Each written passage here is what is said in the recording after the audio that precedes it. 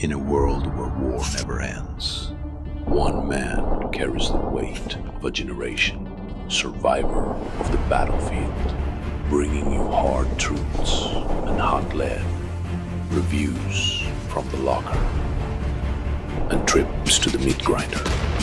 Now he's taking you behind enemy lines, not into combat, into truth, stories from 1st Recon Battalion, with no BS conversations. Marine veteran Brad Iceman Colbert, where legends tell it like it is. This is not just a podcast, it's a mission.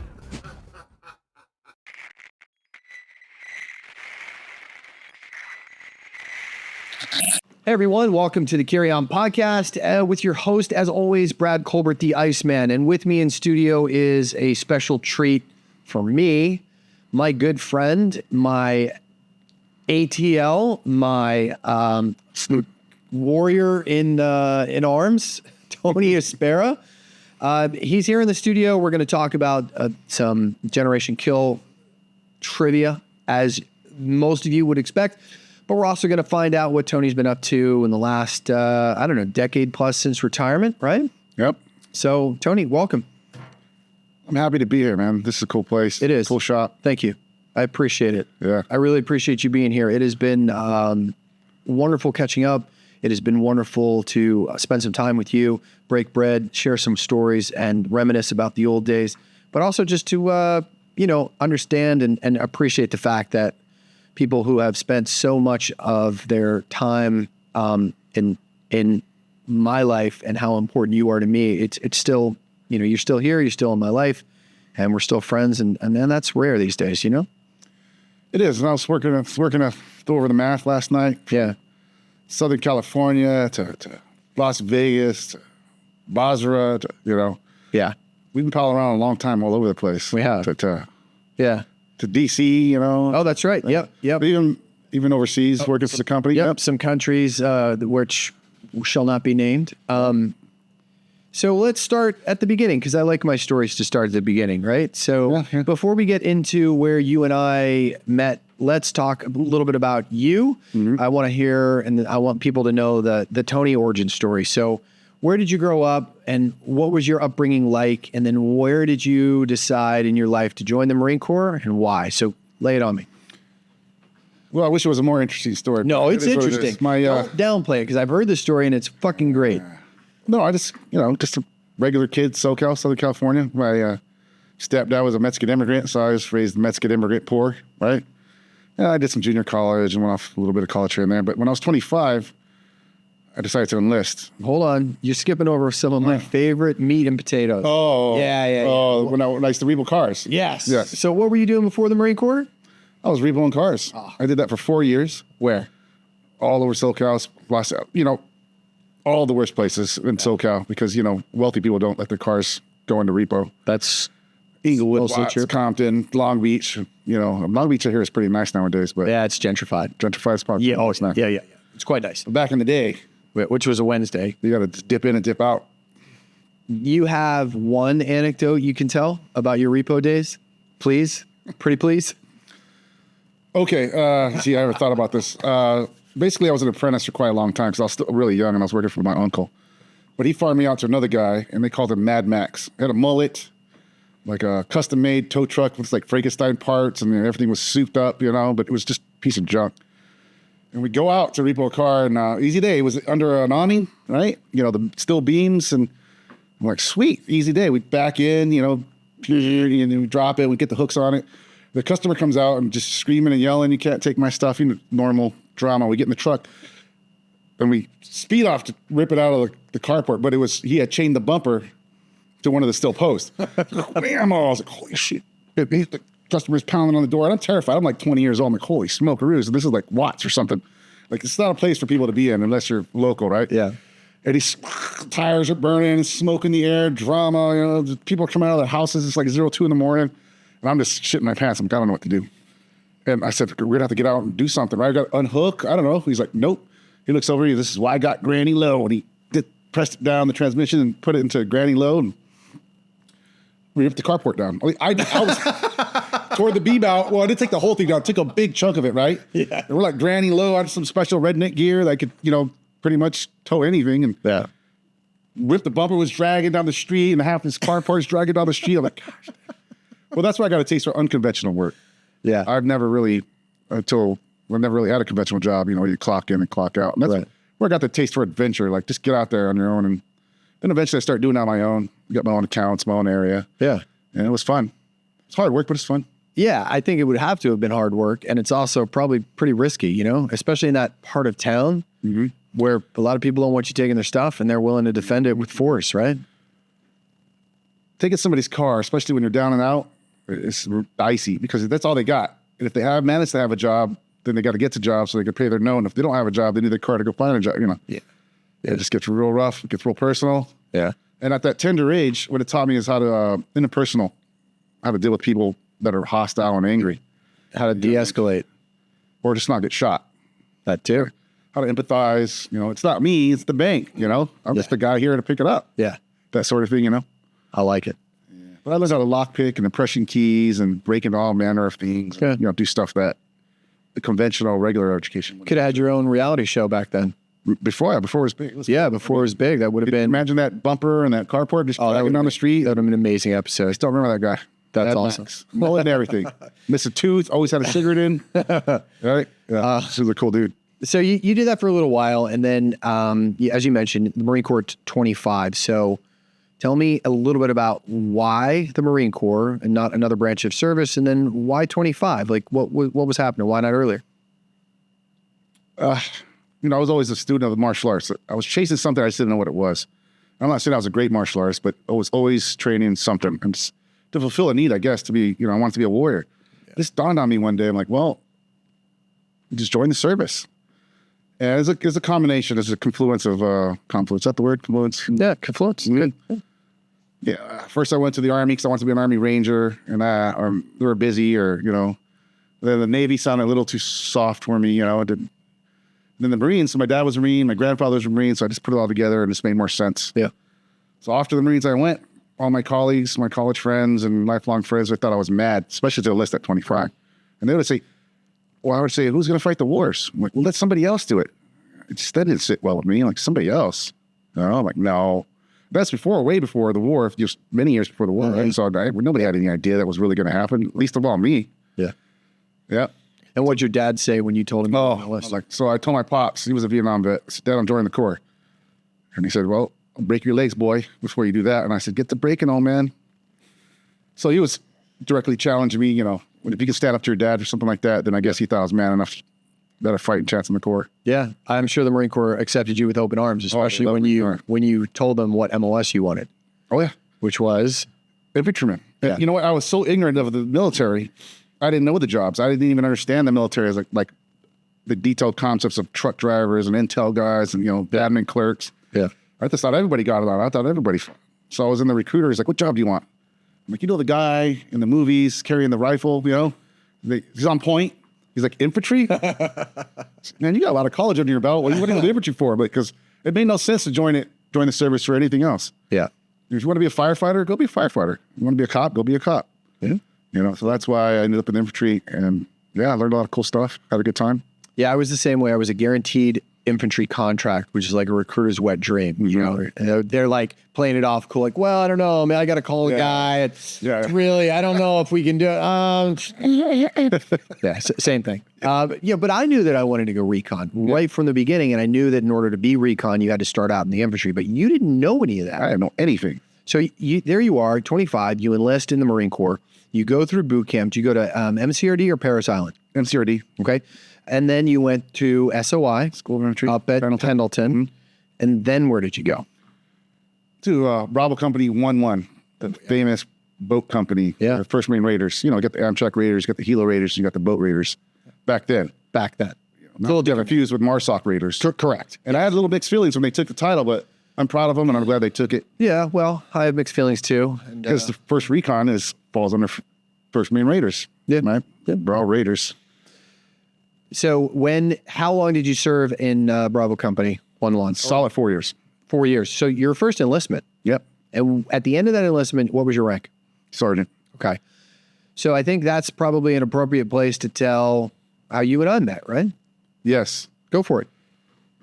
I often think about the story when I think about you, because I could see you there. We were 1998. I forget what MEU were on. 15th, 11th. It was one of the stuff. I'm not sure. So there's for those not familiar with Navy ships, there's the galley, which is the dining room, and the mess where they cook it all.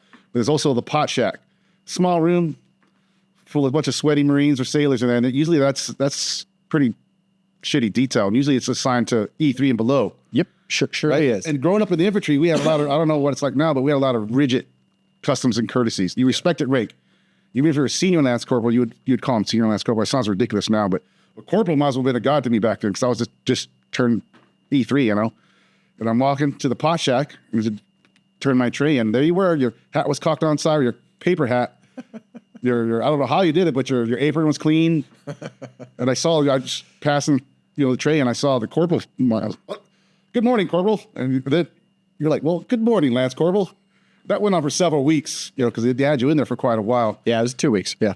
Yep. And then we became friends after that. It was kind of an odd couple, Well, I think not just did we become friends, but we became, in many ways, coworkers, colleagues. There's a bunch of words for it before you really fell into the fold of, reconnaissance, because your company was the boat company. That's right. And my recon team was the amphib team. So the way that we divide our recon platoon is one is mobility, one is jump, and one is dive. Yeah. So as the dive team, if you're not doing subsurface, you're doing surface. So we inevitably supported your company. Yep, I remember. Yeah. When we practiced our raids there in Pendleton, we'd land in that underpass that goes under the 5. Yep. Into the training grounds. I remember you, I forget what the terminology is now, but you were leading us in, guiding us in. Good evening, Corporal. Good evening, Corporal. I see you picked up code. Yes, I did, Corporal.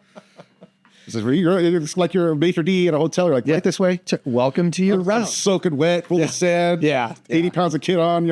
I know. And we had been ashore for, days doing all the route reconnaissance, the hydrographic beach reports, like all of the stuff that is doctrinal to a recon team we were doing. And then we ITG'd you in, That's how it works. That way, boys. Yeah. Just keep walking that way till somebody shoots at you. And it was a lot of that workup. So this was 90, what are we talking, 98, 99? Yeah, 98, 99. Yeah. So that was a deployment that you were on and I was on. You ended up on the same ship as I ended up on. And at USS Ogden. Yep. Did the Ogden. And we did a lot of normal peacetime deployment stuff. Yeah. You go from port to port. Some of it's training, some of it's liberty. Some you get in trouble, some you don't get in trouble. And then so you and I, we kept bumping into each other. Yeah. Yeah. And so I think you knew that you wanted to be recon at some point. Yeah. I was just telling that story, reminiscing. It was Afghanistan, because we both participated in the invasion of Afghanistan. Right. You were doing, recon stuff, and I was still doing infantry stuff. When, like last night I was telling you, my squad had to cover the gate, the perimeter where we infill and exfil. Yeah. So we'd crash out. They'd call me, because my squad was there, and I'd open the gate for you guys, you and the SEAL teams, to go out and do your long-range mobile patrols. I just saw you guys, it's so cool, just long hair, mustaches, all fucked up, because I come from the infantry. They insist, even in the fighting hole, I got to shave, and you guys are just rolling out all rogue and all cool. And I was like, you know what? I could do better. I could do that. Yeah. That's what I made up my mind. Yeah.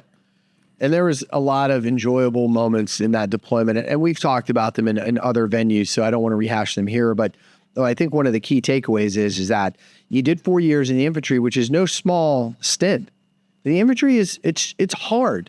I don't think that there's anything more arduous than a Marine Corps infantry unit, especially when you are, E1 through E4. E5 life gets a little easier, right? But dude, there is just ruthless culture. Oh, Yeah. Oh my gosh. Oh. Because in peacetime, the way to supplement the training, the informal training, is just games. Stress, anxiety, and games 24/7. Yeah. Like you couldn't even walk to the PX without somebody yelling at you. Like if you had your hand in your pocket, or your head was down, or you walked across the corner of the grass, it was 24/7 all the time. Yeah. Just beating each other up. But without the war, how else are you going to stay sharp and fit and angry and frustrated and anal, you know? And I 100% have no understanding of what that life is like because I never served a day in the infantry, even though I am by trade an 0311 somewhere in my record book, never served a day in the infantry, not one day. Graduated SOI as an honorable Lance Corporal or a meritorious Lance Corporal and went right over to 3rd Recon, having taken the indoc. So that was my path. So we were on ship together when 9/11 happened. You and I found ourselves in Afghanistan and after the towers fell. A little short stint in Pakistan before that. And then again, history in the making. Longest amphibious raid in the history was on that ship. Ship to shore, Lahore, long flights. Yeah. And that huge move it into Camp Rhino was massive. Yeah. Massive. And then all of the retrograde. So that was the first instance that you and I were part of history. Fast forward, there we are, 2003. Well, work up 2002. You come over to 1st Recon Battalion and Nate Fick comes over to 1st Recon Battalion. And Nate was the weapons platoon commander. Yeah, in my old company. In your old company. So was Garza and Chafin. They were junior Marines. They did their 2 years of the first deployment. Yeah. And they were on our platoon as well. And then how were your impressions of Recon before you joined 1st Recon or came over and then once you were already there? Did it change in any way? It did. It's a culture shock. Yeah. Because, the Marine Corps infantry, you really earn it. You really earn the rank and you earn all the customs courtesies, even if it's just small. Mm-hmm. You earn them. And then when you go to recon today, it's not as important. It's like performance is the most important. They have a different culture.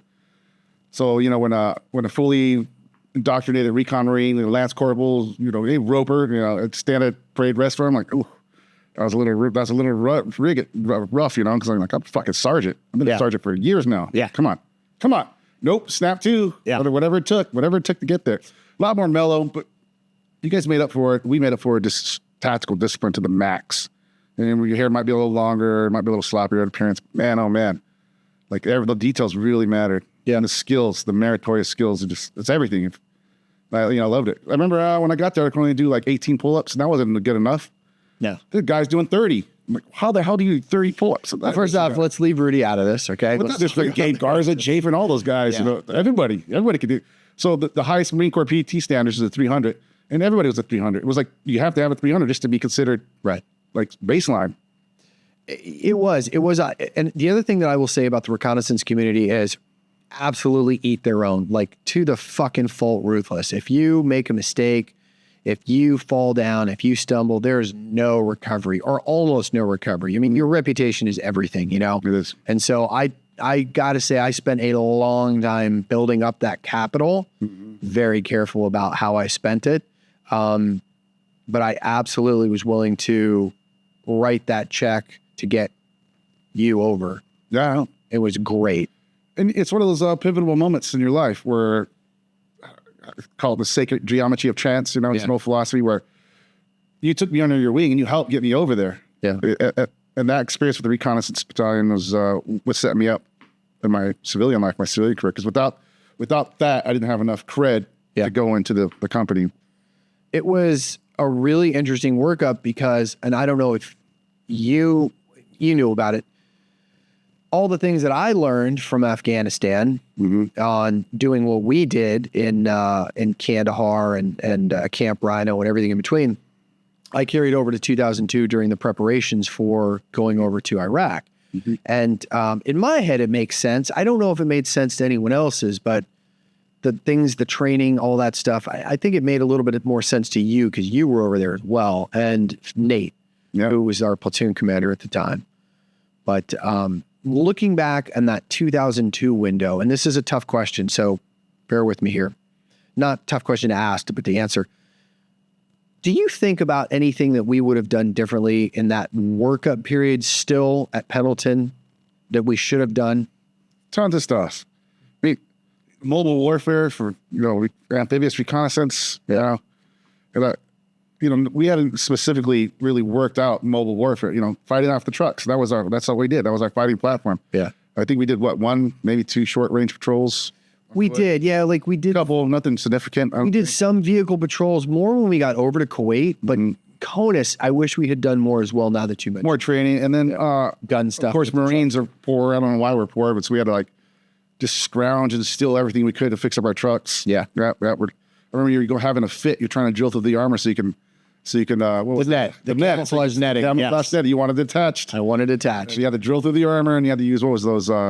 Dude, the bits were, I kept snapping drill bits. Like 2 fucking days. And I was like, this is bullshit. Yeah, I was like, yep. Everyone's like, this is stupid. I mean, it was a nice feature to have. Did we need it? Nope. Looking back, I'm like, there's a fucking million other ways we could have done that. That was not my hill to die on, but I died on it.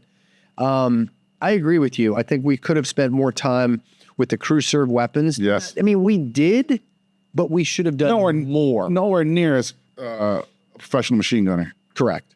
You know, infantry machine gunners, especially in the Marine Corps, they get it on. They know they mastered it because you get hazed after death nonstop for a couple of years before you could even be considered, truly proficient with it. You know, cock the thing twice, set the time in the head. Yeah. Like true mastery, you know. It takes practice, and especially doing it from a platform like the turret ring of the Humvee while it's moving, while it's static. And then the coordination between gun trucks was something that we did. I mean, I distinctly remember we did it on a flat range linearly, but you need to do it, and it's hard to do at Pendleton, but you need to do it kind of fire and maneuver, envelopment type stuff. The other thing that I remember now that we're on the crew served weapon piece that I wish we had sorted out before was, we did a mix of armor piercing and it was balls like slap. Slap and API. Yeah, I think it was slap and API, and it was like a 5-10 mix, something like that. Didn't fucking work. No, it wouldn't feed. Timing and headspace. Yep, different for each round. Different. We didn't know that, but a professional machine gunner would have known that. A professional would have, and we unfortunately found that out the hard way because the first time we went to shoot live, that fucking 50 cal. You could only shoot whatever it was calibrated to 5 rounds, and then you had to cha-chink twice, and then get it on again, and that's stressful. That was fucked up. Yeah, that was fucked up. I reminisce back to those days where we weren't kitted out like they are now. Like our Humvees were like straight off the dermo lot. We're like fixing things. My Humvee was just a regular like logistics Humvee. Yeah, it was an M9 or 9 or 8 or something. I had the cattle guards that we strapped our, and then we barely got a mount on it for our weapon. Right. No doors, no armor, no turret. But in many ways, I'm okay with that in the sense that we had tremendous speed and maneuverability in context, right? Like compared to 2007, 2008, 2009, we had no MRAPs. These are not, the up-armored fucking 5,000 pounds of shit. Would I have appreciated some bulletproof glass? Yep. Oh, yeah. Sure would have, but they were faster. They weren't overloaded. The engines could handle it. Yep. Pros and cons. There's pros and cons. But when, I don't know, what was it? We're going to Bakuba. Bakuba. I've heard it both ways. It doesn't matter. We're driving on that road north. Yes. It's about 40 clicks north of Baghdad, if I remember right. It was the farthest north we ever made it. And for once, we weren't in the lead of the battalion. We're like somewhere in the middle or probably towards the rear on this one. Yeah, I think they rotated. Yeah. So it was our turn to be in somewhere else. And they got contact up front. And man, they're running their Star Wars because tracers just both sides. Holy. And we're far enough back, like a click back, we're driving into it. And I'm thinking, well, maybe some armor. A little heavier, a little slower. That's okay. Yeah. Yeah. I agree. Let's rewind just a little bit. We're in Kuwait. Do you remember how long we were at Camp Matilda for? Because I struggle sometimes. Was it 3 months? Was it 1 month? Was it a day? Like how long before the El Lina departure crossing were we at Matilda? It was a hell of a question. I know, right? At least 4 weeks, at least a month. Let's call it a month. At least. And then during that time, Evan Wright shows up. What was your impression of him when he it was marginally interesting, new variable, guy seemed cool. And at the time, I was pretty naive. I didn't understand the power of the press or, somebody telling a story about you or about your friends without context. And I just jumped right in. And it's like the guy, started shooting the shit. And I just thought it was, again, Providence that he was in our team. It could have been in anybody's team. He could have gone to any unit and he was with us. Right. Yeah. And I like how he stuck around after, a couple of good battles. He stayed with us. Yeah. He never tapped out to his credit. And he certainly could have. I mean, within a matter of days, he probably had tons of material to go home. He was a freelance reporter for Rolling Stones. He could have written like, that's it. I'm good. Thanks, guys. Been fun. But no, I mean, he was stuck it out all the way until basically the retrograde. Yeah. Yeah. And he and I became close friends after that. Stayed in contact, hang out a lot, go to each other's houses. Yeah. And while he was writing the book, he would call me, maybe just take a break or, get some perspective. And I just tell him, man, this shit writes itself, man. The whole story's there. Yeah. Dialogue, the characters, it's half written. But he did a really great job. I really enjoyed his book. He did. The book was well written, and he has a flair for the storytelling. He does. Fortunately. But, and did you ever read his follow-on book? I mean, it wasn't the only thing that he wrote, obviously, but he wrote another book after that. It wasn't a GK book at all. It was another comic. King Cowboys? Something like that. Something like that. About the narco guys in the, 80s? Did you ever read it? No. Okay. No. I really read like 3 books in my life, so. Fair enough. Yeah. I mean, let's be honest. See Dick Run and Jump is a good book. Or Jane. Was it Dick or Jane? There's jumping involved. I remember that part. And there's a dog. Fuck, I had forgotten about the dog. When he jumps over stuff. Yes. Yeah, and I was studying for the test. Yeah. Use my crayon to outline important parts like dog. Got it. Yeah. Well, you clearly did better than I, because I can't remember it. It's a compelling story. It is a compelling story. Evan, I thought did a phenomenal job. And I don't know how many people know this, but I'm going to say it here.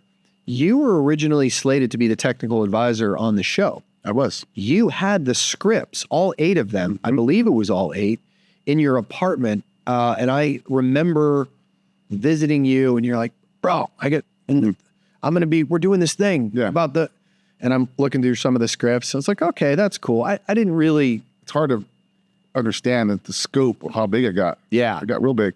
So what happened with your appointment as the technical advisor? How did that transition to, basically Cucker?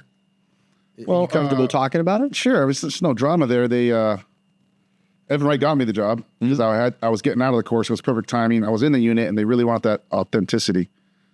And, I knew all the stuff, Yeah. So they relied on me, technical stuff, send me the scripts, so on and so forth. And I was supposed to design a boot camp for the actors and travel around. But Nina Noble's the director. She did The Wire. Pretty famous person back in those days. She called me and said, hey, sorry to tell you, but the budget for this year quarter is gone. We don't have it. We're going to have to wait till next quarter. But we're going to keep you on. And I said, cool. Well, cool, right? But that's when I got my first job with the State Department, contractor for the State Department. And I was earning a big $500 a day. I freaking thought I won the lottery. Yeah, bro. So I'm in the Basra eating Iranian rockets, 25 to 50 rounds a day on that compound. And she called me again. And I picked up the phone and, so you ready to come aboard? I'm like, no, come on. Because, it was supposed to be a temp job. Like, whatever. Cucker milked it out for a long time. He did a lot of good stuff and really pushed that. He probably did a better job than I could have. So basically came down to money. And I wasn't willing to leave my $500 a day job to go fuck off in Hollywood. Do you regret it? No, I never regretted it. And I was happy that Cucker took it because, he was the guy for it, basically. And I never wanted to be in Hollywood. I grew up out there. My collegiate friends, childhood friends, they all went to some form of entertainment. Yeah. Gaffers and editors and whatnot. So they always wanted to be in it. I never did. It's always interesting when I look back at the whole Generation Kill in its entirety. Would the story have played the same if different people played different characters, right? Like if different actors did different things, or is it as amazing as it was because of that gestalt of actors who portrayed us? Like, it's funny as a thought experiment before any of that happened, if, at least it was in certain circles that I was in, like, hey, if this was a movie, who would play you? Yeah. It's a classic conversation. We always do it. Who would you have preferred play you, if anyone different? I can't imagine anyone else. John Berthelus, he did a really great job. Yeah. And even my ex-wife, my first one, when she watched it, she's like, that guy captured you. I'm like, I didn't see it. Like, he did a good job capturing me. Yeah. And we only had like an hour conversation on the phone, for his research. And then, he really got it. And I like what he did. It was cool. He did a good job. And Skyscraper did a great job. And everybody did a great job. I thought so too. I feel like they turned it up to 11 for a couple of characters, you know. Somebody asked me in one of the AMAs, like, you know, was Encino Man as incompetent as he was portrayed? I mean, I'm like, no, I guess not exactly. You have to understand that it's a drama. It is a characterization. He was not incompetent as much as he was doing what he felt was right at the time. And I'm looking back through the lens of 20 plus years of history now. I don't know how I would have performed back then if I was in his roles. I don't like some of the decisions that he made.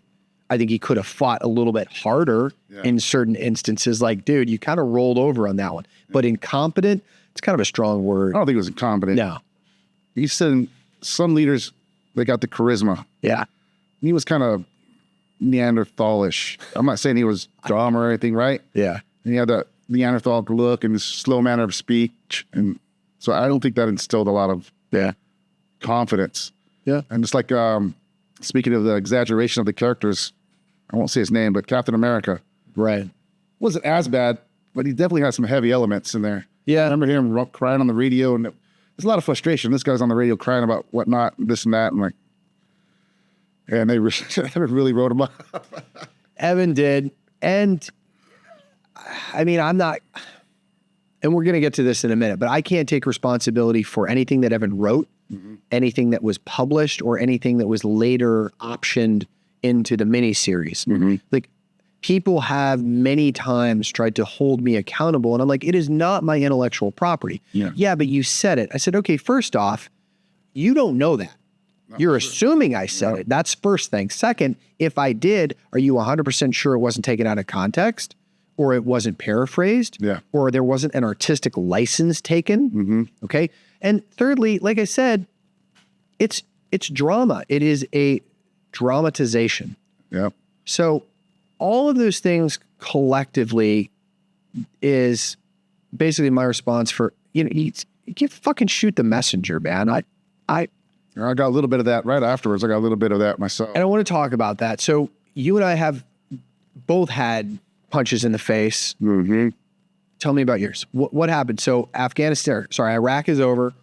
You're CONUS, you're stateside, you're back at First Recon. Well, the magazine articles came out. The Killer Elite, Rolling Stone. And I guess the brass didn't like the publicity because it wasn't, you know, what they wanted. And since I was flirting with woke before it was woke, you know, I'd make cultural observations of various races and colors and behaviors. And I was vocal about it, you know. And Evan wrote that. And then when I got back, Sergeant Major Sixta, he sat me front and center at his desk, lecture me on being an American, you know, not being racist. Like they really thought I was a racist because of the jokes I made. You know, I really hurt my feelings because I'm a racist. Really? You know, and like you said, out of context, a lot of the jokes I made, a lot of the observation I had, you know, those are just, we're in a fighting hole in the middle of a war. And I didn't feel like I didn't feel like I had to like hide or code my language. Just an observation. Look at this, you know? Yeah. You know, like the story I tell about Pocahontas. You know, I developed that when I was a kid, like 20 years old, you know, because, you know, Disney made a funny cartoon, you know, and it, you know, it's all happy. There's raccoons dancing and stuff, you know, like that's not how that story happened. No, that's not. It was, you know, it's so now and forever, when you think of Pocahontas, you got to think of this Disney cartoon, which dishonors the real story. I don't even know what the real story is, but I guarantee you it wasn't that. No. You know? No, it was not. So that was an observation. And I know you, and everyone around us knows you at that time. And you and I, even before 2003, we'd known each other for years. No, yeah. You and I have had conversations like that. I think it's fucking funny. It is funny. It's funny. First off, it's designed to be satire in many ways. Secondly, you're a very smart guy. I know you don't present yourself like that. You're very aw shucks and self-deprecating, but you're a very smart guy. And a lot of your observations are on point. So I knew that the rant that you were on was just like, dude, he's just doing his thing. Like this is great. Yeah. I'm eating it up. Yeah. But that motherfucker that you just said, and I don't care because he's in jail for being a pedophile or so. Yeah. So fuck him. Yeah. He didn't get it. And I thought he went way out of bounds with the reaction. You know, getting pushed out of first time recon, that was heartbreaking for me because you know how bad I wanted it. You know how bad I wanted to be there. Yeah. But I had a home. You know, the infantry, I went back to the infantry and I had a home there. spot, position, seniority, Yeah. a little bit of notoriety from being with you guys during the war. So, I left. I left the battalion, went back. What was the amount of time that you had spent in the infantry? How much time was on your enlistment before you transitioned out? Over 2 years. So you went back and you were an E5. Mm-hmm. And then, I mean, like, what were those 2 years like, especially post Iraq? Did you deploy back into combat again? I did. Did another tour, the 1st Marine Regiment. So once we got there, I was at the headquarters element because I was in charge of the 1st Marines boathouse before the deployment. That's right. And when we got there, I just played a bunch of roles. An NCO, a senior NCO get sick or have to go home and I take over his platoon or lead some patrols, do some training because they really held me in higher regard because I was first Recon Marine. They're like, oh, just to give it to Espera. And I'm like, yeah. What do I know, really? I still had so much more to learn from you guys. It's not like I left there a master of the trade. I really felt that you were absolutely shortchanged. I know you do. And I don't want to make this a my cat is blacker. I had a horrible experience on my return to the 1st Recon Battalion as well. Whereas I blamed you for a lot. Oh yeah, 100%. And I get it. I was the team leader. I was the senior enlisted in the team, but I had to talk to Mattis and every sergeant major in the division. I do meet every single one. That's because they meritoriously promoted you, didn't they? They did. I was a combat meritorious promotee, and they wanted to take it away. And I'm like, you fuckers judged me on actions in combat, found me compared to everyone else in the division to be the guy. The guy, that's right. Now suddenly, because of what I said, it takes away all of that. Yeah. It didn't happen. I got it. There's a problem with my warrant. I've talked about it before, and it's not about me today. It's about you. You definitely got fucked. Things happen for a reason, and, we're back to the infantry, had a good time with my buddies and fought with my buddies and then, chilled out. The last year I was at the 1st Marines boathouse, riding boats around, goofing off. I had plenty of time to prepare to get out of the Corps. So, it worked out. Plus, that short time I spent with you guys was enough to give me enough street cred to move on to, contracting, private work. Did you give any thought to re-enlisting and maybe, actually going through the basic reconnaissance course, earning the MOS, coming back, maybe not to 1st Recon, maybe to 2nd? Did you give any consideration to staying in? No. It broke my heart when I come done. Yeah. Though when I did get out, there was a lapse between I got my first contracting job and I just really missed it. Yeah. So I'm like, I'll just go back. And I went back to the recruiter and he's like, nope, all the boat spots are full. I'm like, I just got out a month ago. Yeah. I still got the haircut, man. And then I went up to the Army. They were full. And then like, you know what? I'll go to the Navy because I like boats a lot. So maybe I'll just do SWIC. I already got my combat action. I've been in enough fights. I just drive around on cool-ass boats, having fun. They wouldn't take me either. I'm like, shit, dang. See, I think at that time, everybody was enlisting because of 9/11, and there was a huge patriotism swell, a lot of commercialized patriotism. Yeah. And so they had their pick of the litter for a brief time. Yeah. Yeah. So I know what you did immediately following the Marine Corps, which I think is a badass job. Some people may not. You want to share that? Yeah. Elevators? Elevator constructor apprentice. So I got out of the Corps and I was desperate for work. And somebody said, hey, man, one of my colleagues, the platoon before me, you got a job as an elevator constructor apprentice. And it's a huge union. The elevator, I didn't know elevators and escalators basically run everything. You can't have a building above 3 stories, so on and so forth. And since I was a combat vet and I just got out of the Corps, they jumped me ahead of the line. There'd be 100 applicants outside and they jumped me and I got an apprentice job. I did that for 6 months. And it just, something was missing. It was a great job. It was a great future. I like mechanics. And, the trade it's a wonderful trade. You're always going to be in business. But that's missing like something. Yeah. Yeah. And that's why I took the opportunity to go ahead and become a contractor. I had an application with the LAPD. I was pretty far along with that and a couple other options, but contracting was the way to go. And you think that it fulfilled that missing piece? Oh, it did. Yeah. Because it was tons of training, tons of, nonsense, but it wasn't as bad. It wasn't as rigid as the Corps, Right. And then I'd get to go home. I, work 2 or 3 months and get to go home for 2 or 3 months and so on and so forth. And that lifestyle really appealed to me. I really liked it. And you were working with a lot of former military. In fact, almost everybody was of some walk of life prior. So there was a lot of esprit de corps. There was a lot of familiarity. So it was a transition that I enjoyed that other people didn't get. Yeah. And some people just leave and they're just cold. They're like, what the hell? But I transitioned to that for like 12 years. I even felt it when I left company. I felt it. I was like, holy crap. Like, Yeah. Left the Brotherhood. yeah. And then like, really, who am I going to talk to? You know, you make civilian friends, you know, like, it's not the way I did that. They're like, what? Wait, you know, you sound like crazy. And I know that because I put it on my application. I applied to 50 jobs, impressive resume with all the right titles and all. Nobody would touch me. One company did, and they asked for a backstop. When I gave them the company number, I haven't heard. Damn. Yeah. It's interesting. We've talked a lot about on the Carry On podcast about transitioning from active duty and the culture shock. And you just mentioned, like, how is it leaving the boat company and just you're out in the world? I remember, just like probably most of us who left service, driving into the admin there at Camp Horno, where I spent all that time, Camp Horno, Camp Pendleton, and taking my last papers into the admin office. Yeah. They stamp it or whatever, and they're like, you're done. And I remember as soon as I stepped outside, I put my cover on, because that's what Marines do. Yes. And I'm like, I'm not a Marine anymore. I took that fucking off.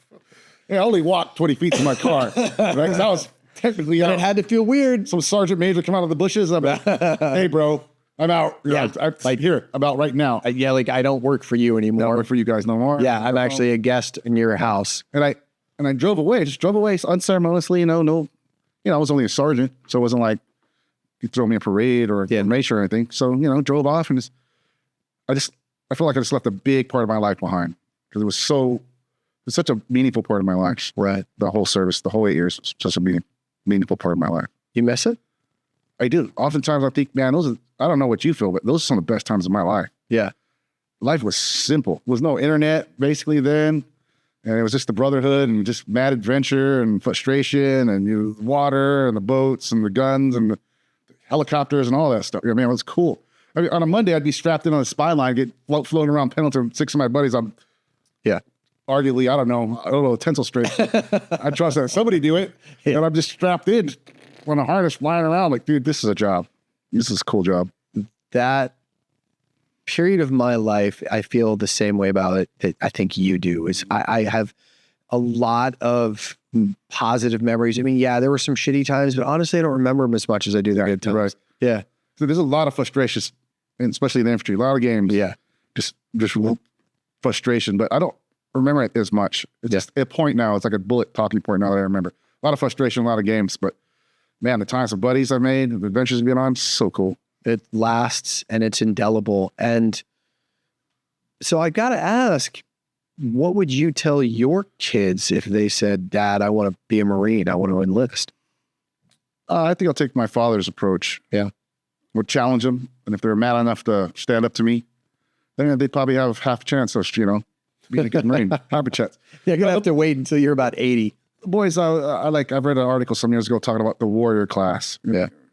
Children of children of children that served. And my family's no different from many millions of other families. My uncle served in Vietnam. My father served in Vietnam. My grandfather stormed the beaches of, Iwo Jima. And of course, me and their mother. So they're born into it. What I've never done was, they don't know anything about Gen Kill. They knew I was a Marine, and I worked for the company. But other than that, they don't really have a full concept. They'll try to ask me to tell a war story. I'm like, no way. I'm like, yeah. So maybe when you're older, it's not for kids. So I try not to hype it up. I try not to put that thought in there. So if they want to join, it's going to be like me. It's going to be a desire. I'm going to tell them, quite possible, you could die in this service. That's what it means so much, because you risk your life for this service. Yeah. You put a lot of weight into it, to get the street cred. I mean, anybody can do regular stuff. Go get shot at. Yeah, I don't want to glamorize it for my kids either. I think that if that's a path they want to walk, I want them to arrive at it by their own choice, and not because I somehow, made it look sexy and, hey, this is what glorified it. Like, yeah. I'm sure that happens in some families, but my dad didn't. I didn't know my grandfather, but my dad never really talked about it. On occasion, we'd be driving through the mountains, of Central California, and he'd be like, that looks like the Ashal Valley. I'm like, I don't even know what that means. Ashal Valley. Yeah.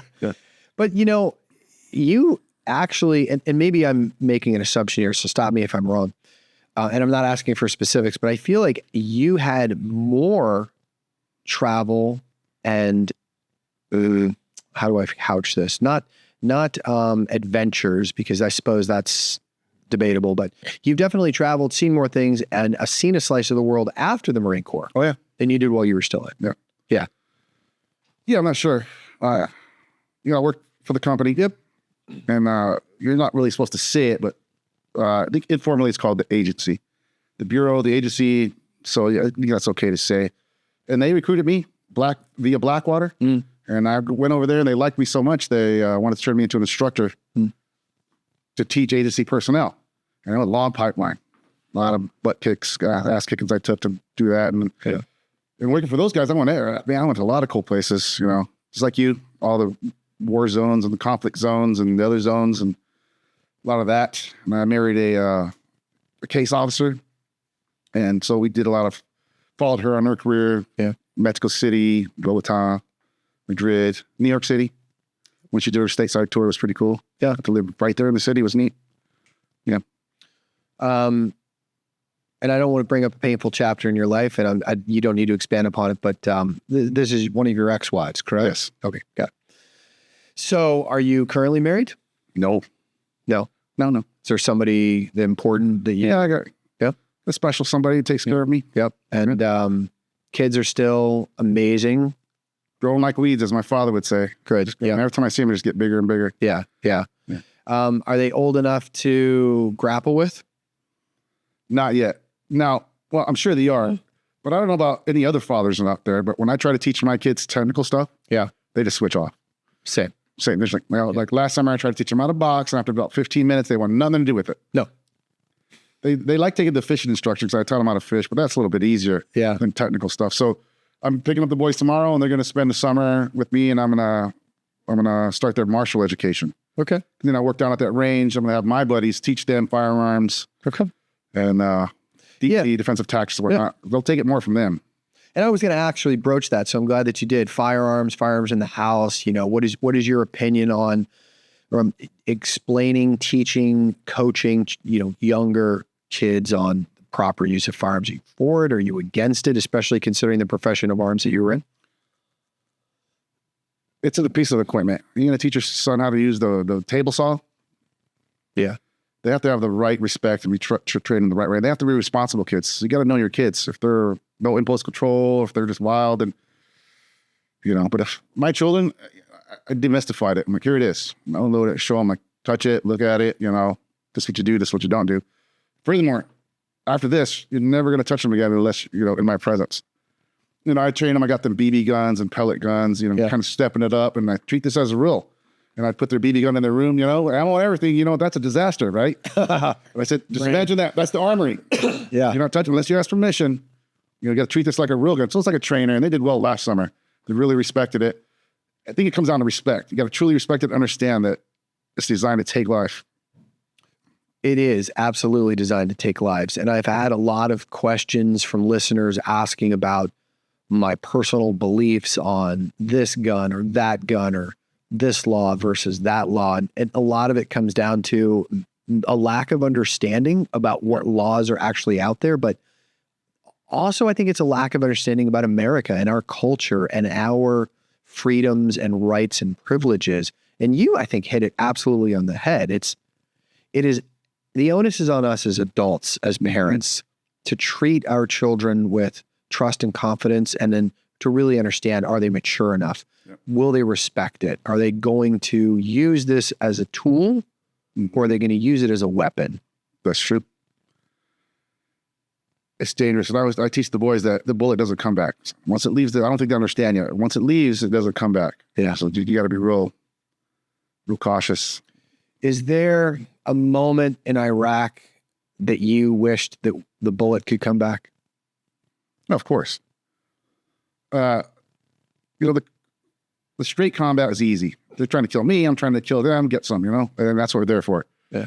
It's that gray stuff, things they don't mean to do, just random people walking in the middle of a battle, that sort of thing. And then when you get to see the aftermath of that, you're like, it really hits you like, dang, I'm not here to murder civilians. But warfare is horrible. Yeah. And the people over there, they don't hide from it. They just live their lives. When we were pushing through Nasiriyah, horrible. It was a war zone, just massive war zone, right? We're pushing right through the center. I saw a mom and a son. She's carrying grocery bags. Like, they have to eat. It's the middle of a war. There's 500 Marines in, downtown Main Street. Yeah. And they're just out doing their thing. Yeah. It can catch up to you. Did it stay with you afterwards? Some of them, yeah. I've probably forgotten 80% of everything. You know, I chose to like dismantle those things, but there's still some very sharp images. And, you know, I'm like, man, I wish I didn't see that. I wish I had participated in that. But, you know, you got to take the good with the bad, and you just got to try to be as professional as possible. But it's something that when you take life, or it's something that if you're a regular human being, it's something that wears at you and grinds on you. Because I don't think that sometimes I don't think we're here for that, you know. But then I think about the history of the world, and we're always fighting, and it's okay. It's in our DNA, but it eats away at a part of you that's not connected to the warrior. I don't know. I don't even know how to explain it. No, it's interesting. I mean, that's a really mature way to look at it. It's a very philosophical way to look at it, and probably would be agreed upon by a lot of people from a lot of different disciplines. Did you read Grossman's books On killing? Yeah. I read them.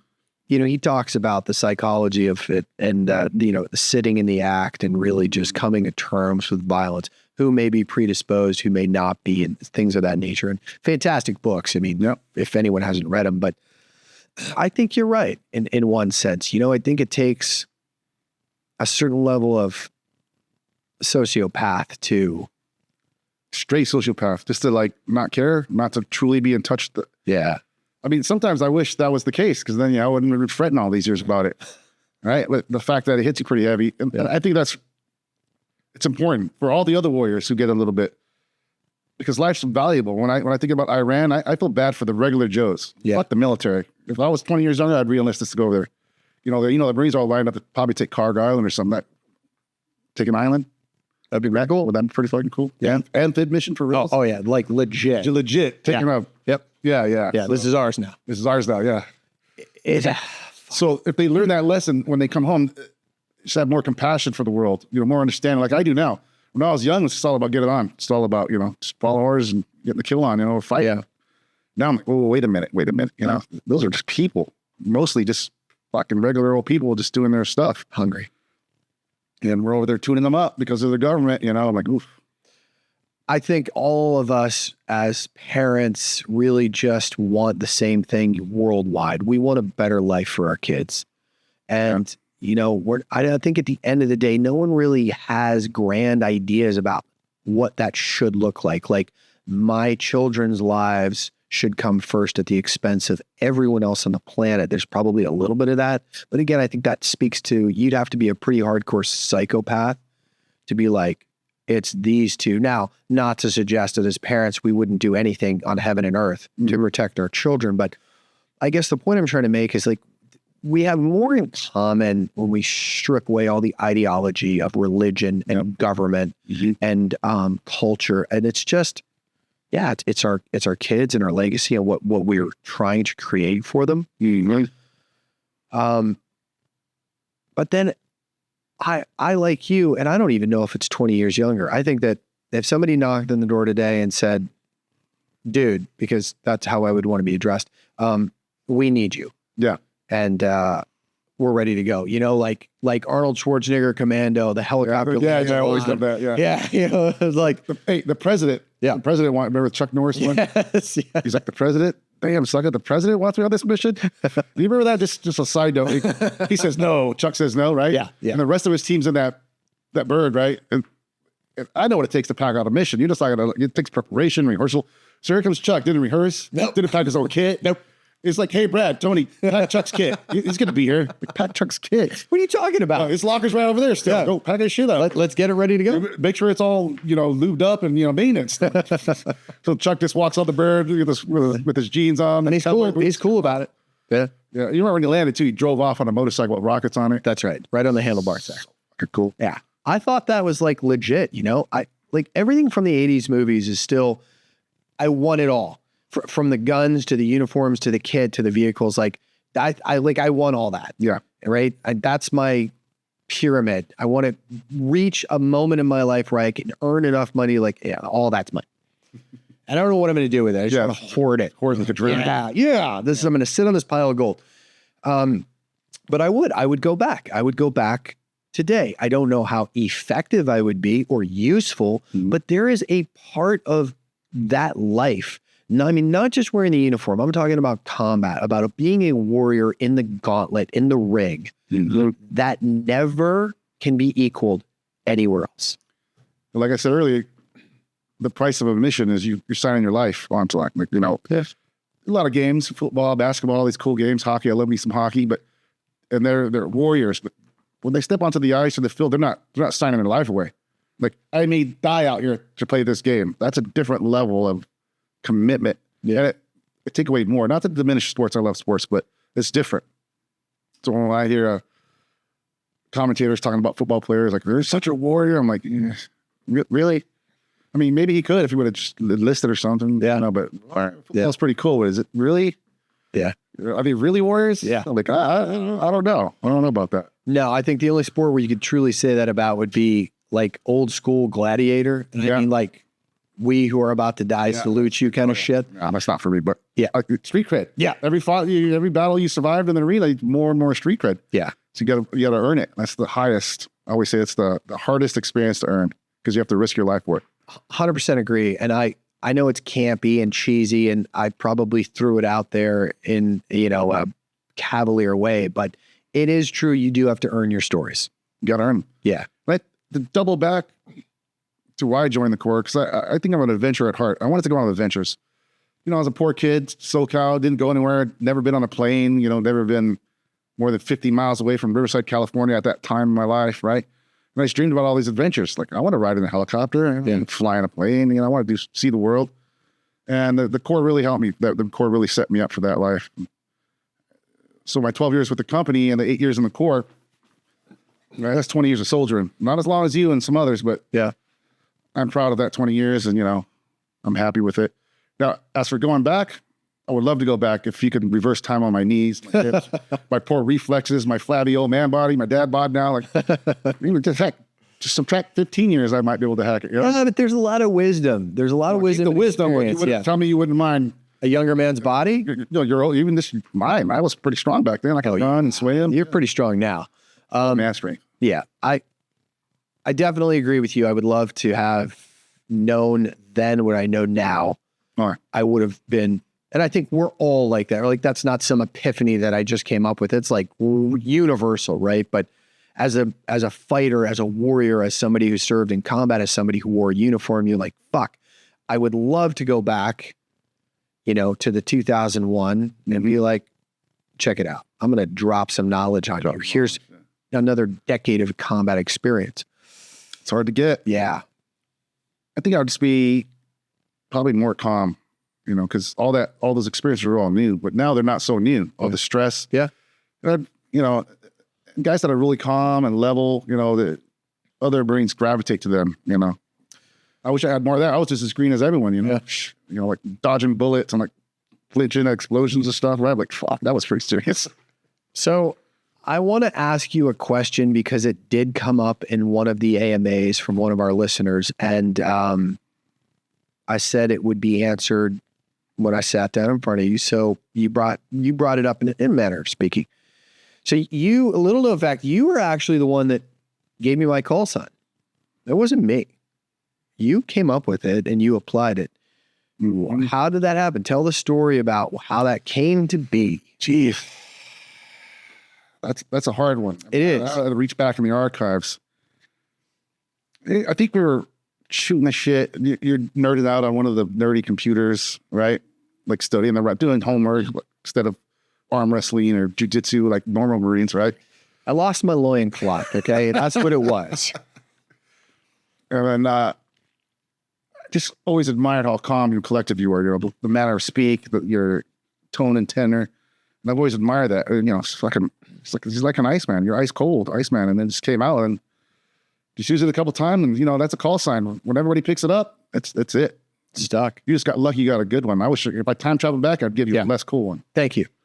Way less cool. I will say it is over the top. It is. And I kept it post Marine Corps, in the 10 years that I did government work, kept it. And people were always doing a double take. Like, are you fucking serious right now? Mm-hmm. Is it really that's your call? So I'm like, hey man, it is what it is.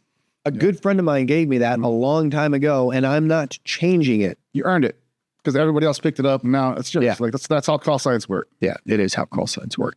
It could have been a lot worse. Oh, trust me. If I would have known like the time travel, the knowledge I have now about call signs could have definitely been applied some 20-something years ago. All right. Time travel. You have your crystal ball. What call sign would you have given me instead? Oh, that's a tough one. I don't know. I have to live in the moment again. I have to go back. Okay. All right. See what's going on. Well, when it comes to you, I want to just shout it out. Shout it out. Yeah. And don't fucking pick something like Princess just because you think it's going to be fun. You gotta earn it. Okay. And getting the Iceman moniker was over the top on purpose. Yes. Right. So you had to be embarrassed, like Iceman, then and then it goes out, and then you get a lot of scrutiny. Who the fuck is this Iceman? How cool does he think he is? What is he, Top Gun? So that was a little bit of, now I think it was a little bit of that, but you deserved it.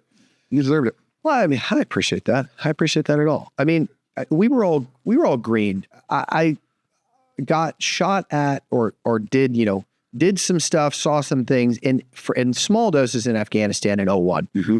Nothing like what we encountered in 2003 Iraq. And then certainly nothing that came after us in 2004 Fallujah, and other geographies within Iraq, 05, 06. I went back again in 07 and got into a couple of firefights, but it was bookended. Yeah. The big, was 5-4 kind of time frame. Whew, Wild West. Just to see all that, just to be there, to be a witness of the invasion of a country, the destruction, the drama, the pain, the suffering, the bravery of their fighters. Remember that Syrian rebel we captured? Yeah, at the river. Yeah. I mean, that guy back home chilling in Syria, where he was, and the Americans coming. He had enough motivation to get on a plane or a train. I don't know how he got there, to pick up a firearm and fight the Americans. It brought in so many foreign fighters. It was a dinner bell to every jihadist globally who was like, hey, who wants to fucking try to kill some Americans? Come on over to Iraq. It's open season. It's a little harder than what they thought it was. It's a lot harder than what they thought it was. Like, you fucking idiots. You know what it reminds me of? There was a movie called The Final Countdown. It's an 80s movie. It's great. The Nimitz is an aircraft carrier, gets caught in some kind of a time warp, goes back to World War II. Yes. And had the ability to stop the invasion of Pearl Harbor. It was F-14 Tomcats and Prowlers and all those planes against Japanese Zeros or dive bombers. So like, oh, this is going to be great. That's what it was like. Like, you don't realize the absolute massive destructive force that the U.S. military, in all of its combined strength, will bring to the table. Yep. And that sort of brings me to the modern era in which we are watching the world melt down pretty aggressively. You have Iran, you have Ukraine, you have an upcoming potential conflict in Taiwan with PRC in the United States. And then you have smaller things still, Somalia, Venezuela, and others. What's your take on it? What's your take? And I mean, that's a lot that I just threw at your plate, but what is your lens on current conflict compared to what we had done? I didn't like the whole occupation of either country. I'm not no great political scientist, but I didn't see this. I didn't see it. I didn't see how bringing democracy there would do any good, and I didn't like the billions of dollars we spent and all the lives. Some scientists, social scientist somewhere thought it was a great idea to do that. We did that for 20 years, and I regret that. I wish we hadn't have done that. You don't think we should have stayed in Afghanistan for as long as we did? Absolutely, 100% not. Okay. If it was me, Tony Espera was the emperor of America, I would have tuned him up pretty good, and then I would have left. Right? When I say pretty good, I mean, like, oh, balling back to the Stone Age, they're already in the Stone Age. Well, you can go a little further, trust me. Cell phone towers, hospitals, Of course, that's just brutal.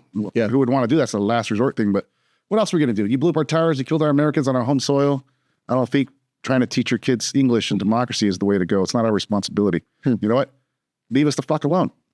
Leave us alone and we'll leave you alone, but they can't do it. Well, what about Iraq? Do you think that they're better off today than they were 2002? Yes, because they're not governed by Saddam anymore. And that type of regime I could only imagine. So just taking him off the board probably marginally improve everyone's lives through the whole country. Not to mention the billions of dollars we dumped over there for whatever we did. And I've always liked Iraq. It's nice, especially northern Iraq. Yeah. Beautiful. What about What about some of the other conflicts that America has been tacitly involved in, either directly or by proxy? So I love the Venezuela thing. Trump had a lot of cojones to do that because so many things could have gone wrong. So many things could have gone wrong. Going in this now, what's the message you're sending to the whole world? That has mad weight to it, you know? These other dictators like, well, Trump did that to him, I could do it to me. Mm. And essentially, you know, getting control of the Western hemisphere is important. You know, like you said, if you want our kids and our grandkids to be on top, America has to stay on top. Mm. Has to. So we got to control the whole hemisphere here, the oil, the resources. That's just the way it is. And if you try to live life without oil. Well, we're going to find out. Maybe. There's peak oil production. I mean, at some point, the world is going to run out of this natural resource. Of course. Yeah. Hundreds of years, 100 years. A lot of people are saying 2040. I don't believe anybody anymore. Well, that's... You know, because how many times has the polar ice cap melted and grew back in the last 20 years? I like it. So I don't know. I know it's finite. It's going to run out. Yeah. But human beings are adaptable. That's what the technology is so important, so on and so forth. I mean, it doesn't just stop there. Yeah. Once you figure out how to move around without oil, which I'm pretty sure we can handle that engineering challenge now, but the oil, it runs the world. Huge economy. You know, imagine these countries without oil. Imagine us without oil. I mean, we sell a lot of oil. We use a lot of oil. It's used for a lot more than just powering cars and airplanes. And here's the big picture. Big, you know, Earth is done in, you know, 4 billion years, which seems like an enormous amount of time, but it's done. The sun's going to, you know, do its thing, and it's going to supernova and just probably destroy the whole solar system.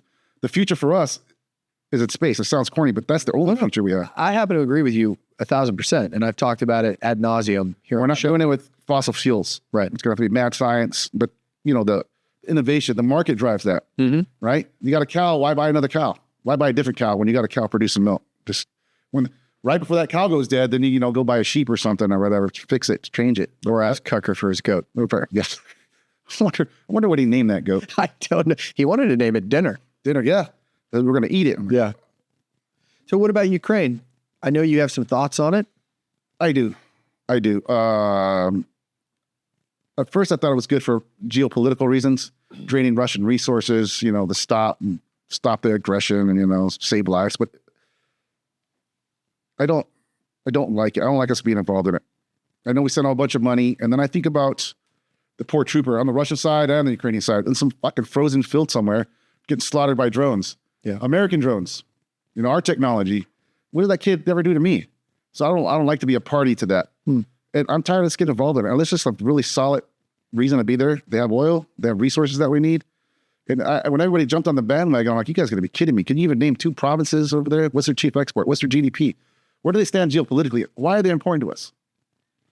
I don't have the answers to those, but I asked them, and I still haven't been able to figure it out. You don't think that America, as a great Western power, has a moral obligation to prevent tyranny?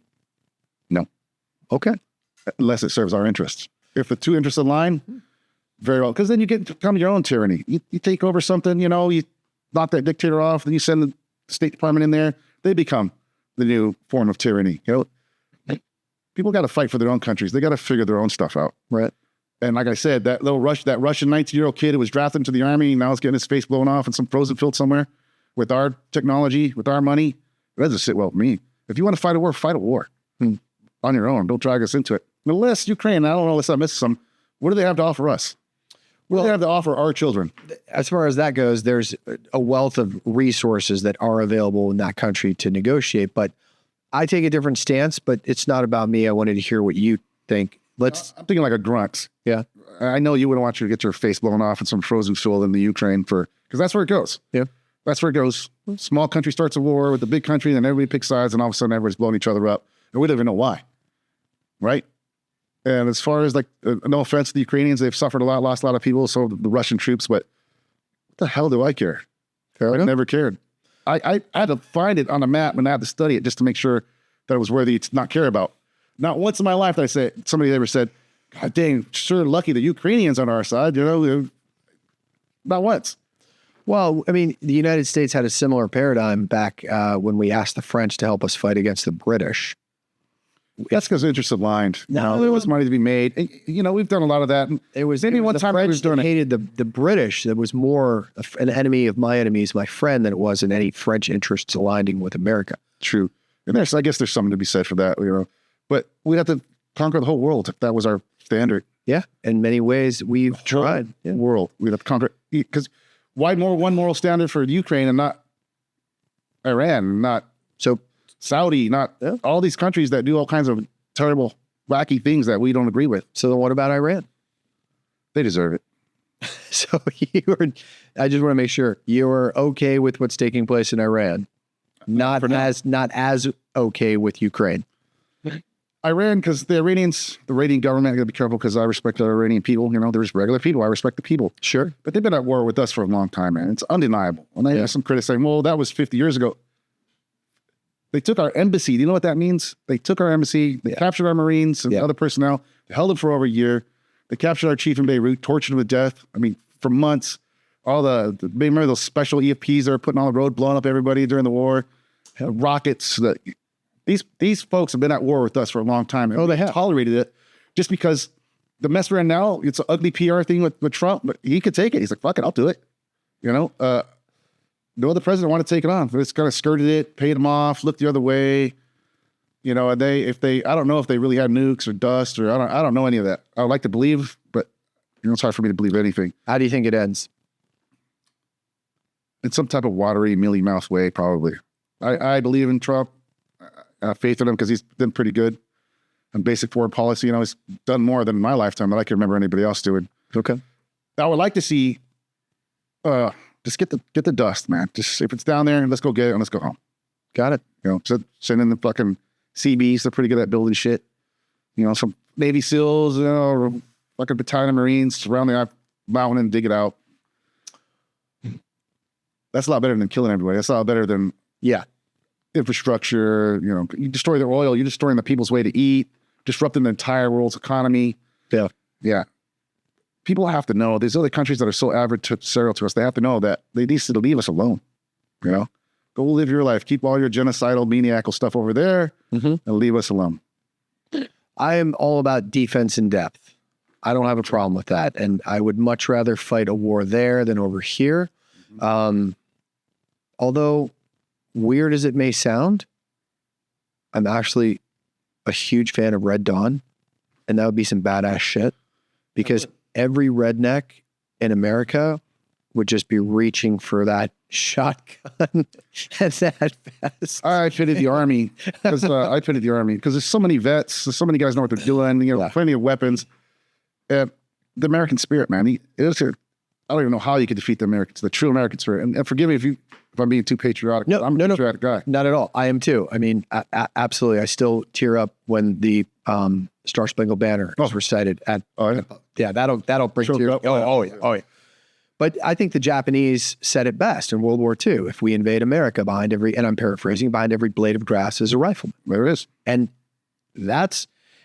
you've got a country, the only, industrialized first world nation that has a Second Amendment, the access to guns, 300 million of them in circulation in America right now. And then a huge veteran population with millions of people that have served, many of which have combat experience. Yep. And you're going to come here? It's a pipe dream. How are they going to get here? They're not in many ways. It would have to be a ballistic attack. It would have to be a coordinated attack. But to your point, where's the beachhead? Where's the foothold?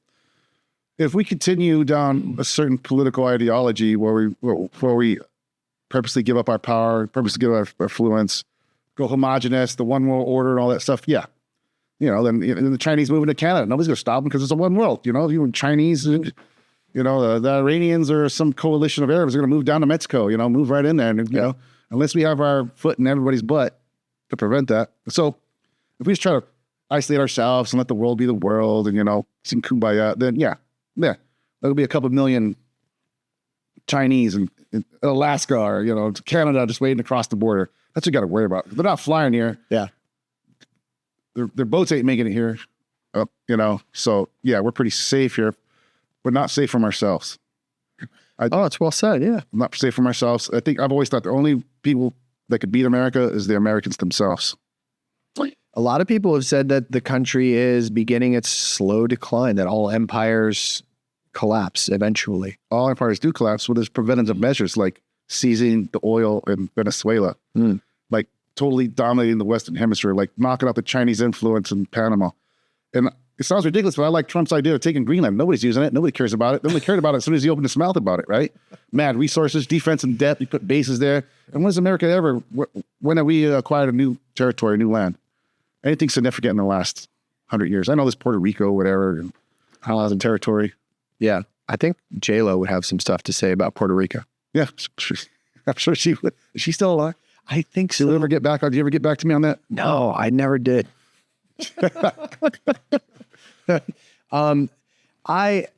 So my point is, Yeah. from the way I see it, we're going the pure fact that we're focused on America first, dominating the Western Hemisphere. Yeah.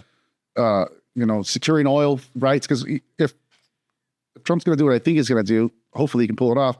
He's going to secure the nuclear weapon stuff. I don't know how, but we're going to have a say in the oil.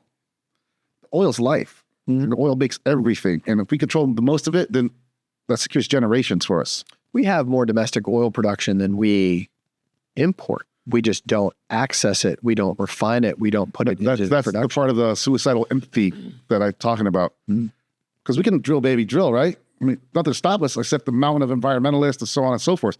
And I'm not saying kill every tree, smother every turtle, or nothing like that. Yeah. But we got our own stuff here, right? Interesting.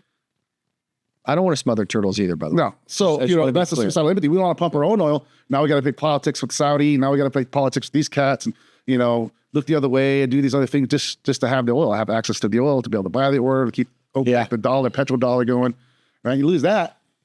Our economy loses. Now it's the yen instead of the dollar. Yeah. That can happen in 50 years. That's a decline. I don't want to give up our power. I want to seize more power. What do you think about the potential conflict between Taiwan and China? That's going to come to a head.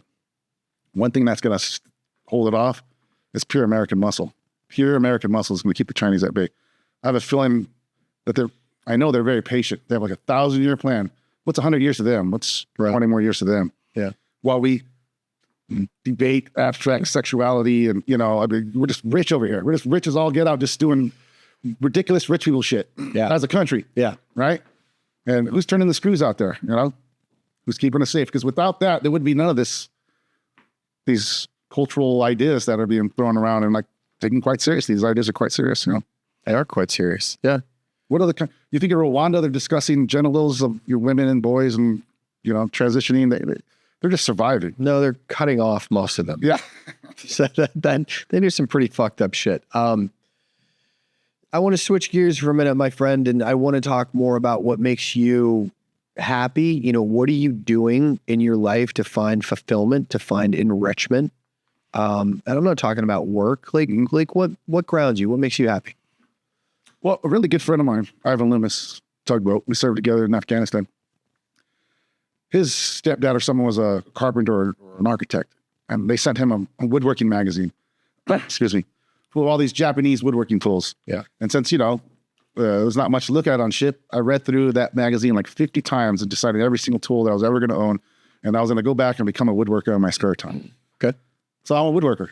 Not a great one, maybe even not a good one, but I spend most of my time doing that. Got a little garage shop, invested more than I should have. And, the long commute from my kitchen to the shop every day, I go in there and I just build stuff. I'm always building stuff. Always and forever. Just making stuff. How did you learn how to do that? To be honest, it's books and YouTubes. I was going to go to a fancy school in Boston. Yeah. The North Street Bennett School of Woodworking, very famous. It didn't work out. I decided to stay there in Florida and just learn it on my own. Okay. Learn it on my own. I mean, I did a similar thing with the firearms manufacturing, the machine shop and all the tools that you see around you. Nobody taught me how to use those. I never did a seminar or a workshop. I just trial and error. A couple people on the phone asking questions, but a lot of YouTube, a lot of books, a lot of just oops. Oh yeah. A lot of oops. I've made more sawdust and toothpicks than I've made anything.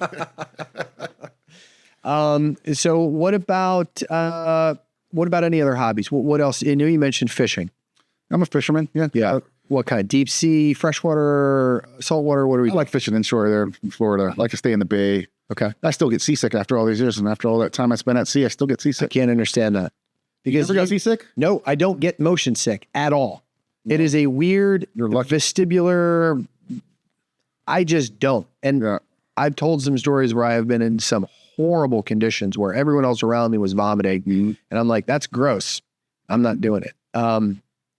But you did a lot of over the horizons. I mean, I'm talking 20 nautical mile plus boat inserts. There's a certain triggers. Yeah. I spent small lifetime out there on the water, but it's some reason being in the open air, keeping the horizon line, you're out in the elements, and you touch the water. That kept me out of the seasickness there. But if we raft it up, Yep. and we start the bob and leave, And the smell of the engines because you don't turn them off. Yeah. All right. And like the first week on a big ship, first few days, you feel a little queasy. But after that, yeah. Get your sea legs. get your sea legs, and you could be rolling and rocking and rolling out there. It wouldn't bother me at all. So you have a boat I do. and you take the boat, littoral and do fishing close to the shore. Redfish, Okay. trout, easy day. Nice. Do the boys join you? They have. When they come down for the summer, I take them out as much as I can. They both like fishing, especially the young one. He's serious about it. Yeah. Yeah. Guess it's in the blood. My dad taught me how to fish, teaching them how to fish, just basic family tradition. No, it's nice. Do they ever ask at all about woodworking? Do they watch you in the shop? Are they curious? Do they have that kind of inclination? Absolutely, they do. But I'm such a worrier, I really worry. And I think part of that has to do with all of the madness I've seen. It's the back of my mind still in there. Like, man, I absolutely not one of any of this to befall my children. So I'm a hoverer. He's using the table saw. I'm like, oh my God, cut his fingers off. I'm like, Jesus. Yeah. Like, Dad, can I use this to chop saw? Like, give me that. Oh, like, come on, get over here. They'll make a hell of a wood shop. And I'm like, teacher. here, yeah. And I'm like, here's a hammer and a nail. Like, don't smash your fingers. Yeah. My kids are the same way. They see me do something, they want to emulate it, and they pick up their own version of it, and which works great for almost everything except for the power equipment. Like, dude, And you start to get a little twitchy. band saws, table saws, chop saws, all routers of all manner. Yeah. Stuff. I'm lucky it'll chop my fingers off. Oh, without a question. I was so lucky in the Marine Corps. I had a couple of injuries, but they weren't really bad ones, And I look back and I'm like, how the fuck did you come out of that unscathed without any serious injuries? Like, Sacred geometry of chance. yeah, that's the only thing. Because no matter how good you are, no matter how bad you are, we've talked about this during the war. We have. Right now, there's a kid in a Chinese factory pressing a bullet, and you got confused, or you looked away, and it didn't seat by a micron, and then that gets in the AK barrel, and it gets shot at you, but it veers a little bit left on that day and misses you when it should have hit you. Yeah. You can't control those factors. Those are something way out. I think, yeah, it's funny you mentioned that because I remember an incident where Nate was sort of talking to us about that. Like it wasn't him, it wasn't a monologue, it was a group discussion, but yeah, it was all relative. Like right over there is death. Mm-hmm. That's death. Anywhere near that, that's where you go to die. Or right here is perfectly safe. Perfect safe. Yeah. You have a coffee, just read a book, you're okay. Yeah. Death there, here, fine. Oh yeah. Screw you guys, I'm going home. And it was like when we got shot at by we had blue on blue. We had a pretty big blue on blue instance where the shock trauma unit, there was a medical unit. Oh, I remember that. Yeah, well, we were parked on the side of the road. I forgot about that. We were just picketing the road for these guys, and they came in and fucking shot like everybody. the vehicle. Brrr, Tommy gun out the window, just 1920 style. I had forgotten about that. Yeah. It was hectic. That was hectic. Dude, the worst. And it was thing like in the one world. truck, two truck, three truck. They just kept shooting at us. Like, And we're like, will you fucking stop? Another instance of relative safety. Nobody got shot. Miracle. Mm-hmm. I can't imagine how none of us got shot. Tom during did. that. Yeah, he did. Not at that instance, No. but another. Oh, Yeah. And it was a minor, I mean, minor in the relative sense, right? Like he's great to this day. yeah. Probably gets hurts when it rains, but or cold. Tabby's pretty tough. Oh, dude, tough as nails. Tough old dog. Yeah, he is tough. I think about moments like that. I don't know how the war is for you. For me, it's just sort of like this. It's not a linear time. I just picture like little snapshots, like you're flipping through your phone, like, oh yeah, I remember that. I remember that. But if you ask me right now, what was the name of that town? And I was like, I don't fucking know. Yeah. I'd have to refer back to notes or somebody else's narrative. If it wasn't for Gen Kill, I'd probably pretty sure I would forget, well over 50%. It would be like vague ideas and feelings as opposed to like specific time and place battles. And on occasion, I'll review it. I'm like, I remember that. Yeah. And it's that way with me too. There's this really cool, I keep meaning to put it up. I don't know if it was the Marine Corps itself or someone else. I feel like it was the Marine Corps, but there's this, I'll find it, this like photographic map of Iraq and our route in First Recon the entire way from start to finish with timelines on it. I think I'm going to see something like that once. I'm going to find it and we'll see if we can't take a photograph of it and put it out on my website so that the listeners can check that out. But that has done more to mentally jog me because I just don't remember this. I wish I had journaled more. Yeah. Like I know Evan did. And that's something that I have thought about. I don't want to insert myself into his surviving, wife and children, but I would love to get my hands on the notebooks because he had so many notebooks and audio cassettes where he could actually read his writing. Remember, he would purposely chicken scratch it so nobody could decipher his shorthand or whatever it was. And I don't want them for my own, to keep, but I would like to, take pictures of them and digitize them because there was so much that he wrote down. I bet a goodly portion of it never made it into the book. I agree. Yeah. I agree. Yeah. And I could, right now thinking about it, I could still see his dirty old face. Yeah. Eyes wide after a battle. Like, Copenhagen juice, spilling on his mop suit top. Just, yeah. I can't remember where we're going to go do that mission up to Bakaba and they drop the tanks or whatever. Like we're pretty much going to go slick, just the battalion up to Bakaba. And did he go with us? Because I think he didn't want to go. And I was just fucking with him like, nope. Oh, he went. I mean, you don't want to make our luck bad, do you? Yeah, he went. I remember the Cobras did this. There was resistance. The lead element got into a firefight. They called in a flight of Cobras. Cobras did rockets and guns and rockets and guns. And then smoke clears, so to speak. We roll in, and this is vivid in my mind. There were locals, civilians, not fighters, just locals who were just shell-shocked. I mean, they'd just gotten their fucking bell rung. And they were just like, good Bush, good Blair, good Bush, good Blair. They didn't want to die. Yeah, it was absolutely didn't want to die. And, it's like that Saving Private Ryan, Betty Gable, all that. But they weren't fighters. Yeah. Yep. I love America. They weren't fighters, though. They were just civilians. Regular folks that bad place, bad time. Sucks. Yeah, it does. Fucking sucks. Um, I don't necessarily believe in warfare anymore, like the way I used to. I would take it as most serious as humanly possible. Meaning, if I fight you, I'm not holding back. Yeah. Everything, your money, everything that's of value to you, I'm going to destroy it, burn it down. Then I'm going to leave, and then that's how I'd fight it. So I wouldn't even. The threshold for me to go to war would be much higher, way higher, because I want everybody to understand what's going to happen. It's like the Mongols. Yeah, I mean, they absolutely destroyed everything in their path. I mean, everything. There was nothing left. And what that did was pay off, obviously, saved more lives in the long run. I mean, you have to conquer the world because they were terrified. They'd roll up into town. A lot of times they'd open up the gates and be like, it's all yours, bro. Go Bush, you know what I'm saying? So it did go away, that psychological terror and all those horrible things. And I'm not saying launching dead cows in the towns or nothing like that for us, but, the ridiculous thing that we did in Afghanistan and Iraq by building it up and giving them money and building schools and hospitals. I'm like, come on, for reals? I mean, build your own hospitals. We're not here for this, at least in my mind. And it didn't work. Proof's in the pudding. Well, we did it post-World War II. To civilized countries. Countries that we conquered. Countries that we conquered, but they had a reasoning logic. Their culture allowed them to reason the way we reason. You watch Iran right now. They're like, oh, yeah, we're talking to peace talks. And the next day, like, no, fuck the peace talks. Well, good talking peace because they don't reason the way we do. But I think a lot of Americans have a hard time understanding that. Yeah. Their reasoning mechanisms are so different from ours, it's hard for us to fathom what they're thinking or why would you even do that? Right? I think that the policymakers and the diplomats, I think, are probably disconnected from the sociologists, from the psychologists, from the think tanks, from the historians. There is a political immediacy in a lot of what we do as America. We are in such a short political timeline. It's every 4 years there's a new president, potentially. Yep. And they have a very limited window in which to affect foreign policy. And I think it's very myopic. I think it's very short-sighted. You mentioned it, right?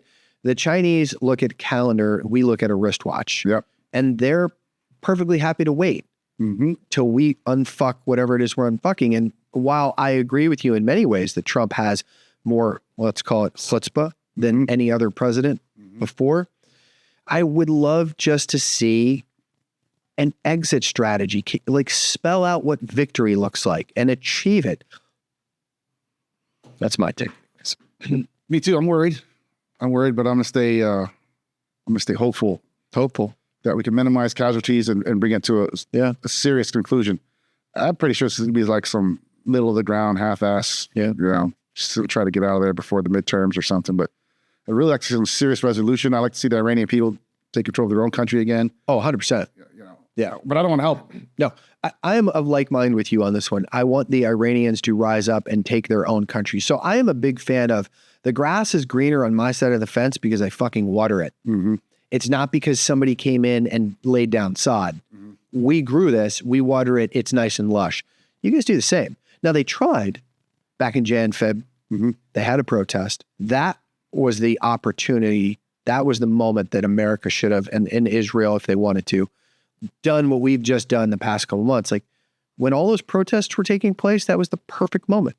And you had the ability to decapitate the Islamic Republican Guard. I see what you're getting at, but it's not, it's not that easy. No, You it's got 50,000 people in the streets, but they're decentralized command.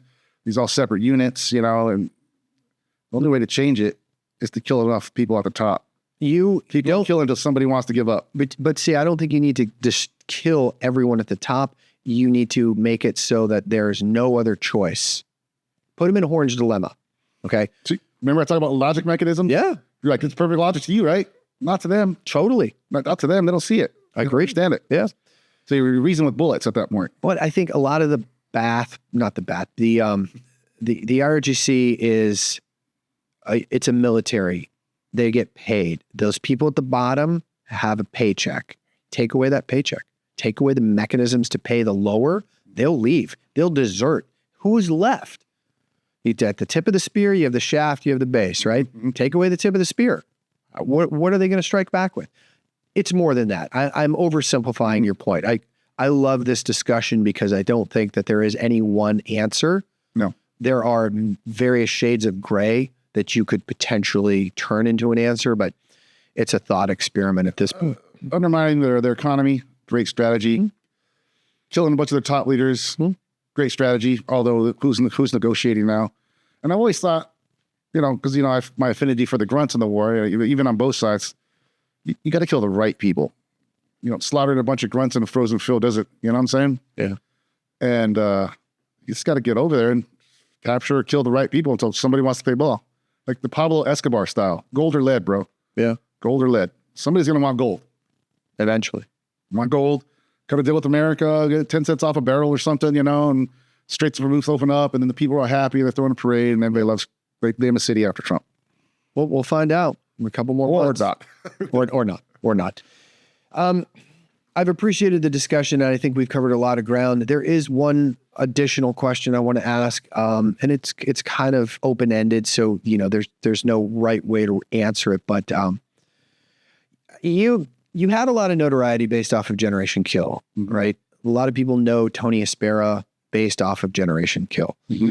What is something that you would like people to know about you that you feel that the show didn't really get right or didn't talk about at all? That's a serious question. Yeah. Smokes. Sorry. We're a serious show. I don't know if you know this. Yeah, it's pretty serious. Just the service. The service matters to everyone. And I think it's just important for all of us to serve whatever capacity. I was just grateful to do it. And, Hollywood and, movies and whatnot, they distort the truth and they take artistic licenses, because my character in the show was a little bit unlike myself, but the core it was. Just let people know that we're just regular guys just stepping up. It's not a lot of magic to it. We just, just be brave. Have some courage. And what I like people to know about me is I was just a public servant. I was a pleasure to serve for 20 years in the most dangerous, most craziest places. It was a complete honor to me to serve my country. Okay. And if I would have never got the Gen Kill notoriety, I'd have been perfectly happy just being the gray man. Yeah. Right? You've always been happy being the gray man, right? Just blend right in with everybody. Yeah. You don't need to tell sea stories. I mean, silent professionals, what they taught us, right? Right. You need to brag. You don't need to, but I know it's important for people to hear this stuff, gain insight. And so, yeah, that's why I'm here. If it was anybody else, I wouldn't be here. Well, I appreciate that.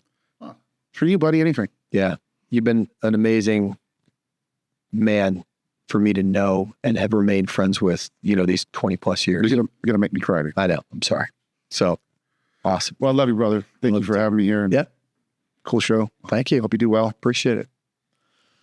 Well, for the Carry On podcast, this has been an amazing discussion with Tony Espera, of course, from Generation Kill notoriety, but there is, as you discovered, way more to my friend and colleague than just a simple HBO miniseries. So I would appreciate all of your support for Tony and his next endeavors. And don't be afraid to write into the show if you have more questions or comments for Tony that you didn't think got asked in this interview. I'm more than happy to field them. Until next time, I am Brad Colbert, the Iceman. Welcome, Iceman. Reminding all of you to stay frosty. Improvise, adapt, and overcome.